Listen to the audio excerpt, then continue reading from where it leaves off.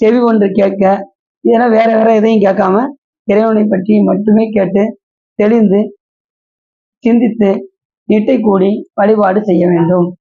அப்படி இருந்தா நம்ம குற்றமற பூசையாக ஆகும். அப்ப குற்றமுள்ள பூசைன்னு ஒரு தனியா இருக்காங்க. ஆமா, இறைவனை மறந்து நீங்க செய்கின்ற பூசை எல்லாம் குற்றமுள்ள பூசை. அவரை நினைந்து நினைந்து பண்றதுதான் குற்றமற்ற